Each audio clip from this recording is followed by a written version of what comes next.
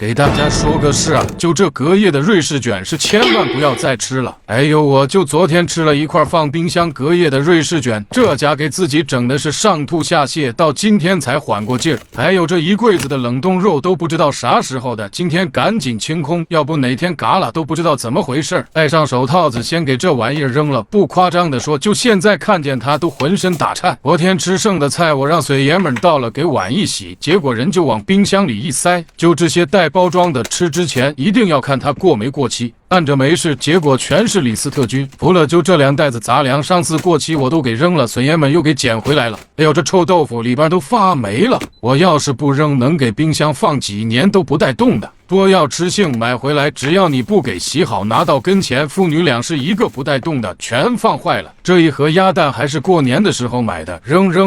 孙爷们的话，只要进了冰箱的东西，就是放上一辈子都是好的，真是遗传了他妈的优良传统。哎，冰箱门走你！冷藏里的食物算是清干净了，再用这个冰箱清洁剂给它里边擦干净。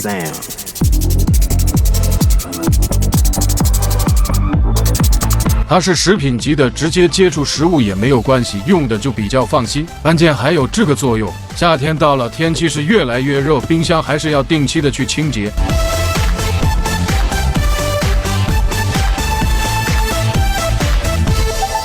保持我的态度，维系我高温度，放纵吧前进速度。里边都擦干净了，冰箱胶条也别忘记擦，可以找一张不用的卡，套上洗脸巾，给它里边也擦一擦。好了，冷藏区算是收拾干净了，我们再来收拾这个冷冻区，放成标本的大虾，都能站起来跑的饺子，还有这过年做的蒸碗，今天全部给它扔掉，以后坚决是吃多少买多少。这带鱼也过了保质期了，还有这一块我都看不出来这是个啥肉，就这些过期的海鲜，估计吃上一口都能看见我太奶。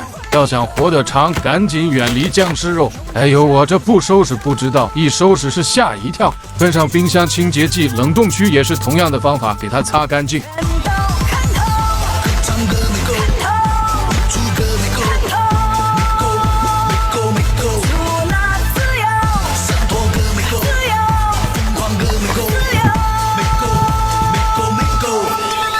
再说不说，这擦完整一个香喷喷，恭喜归位。还有这个蚝油，给姐妹说一下哈，用完一定给它放冰箱。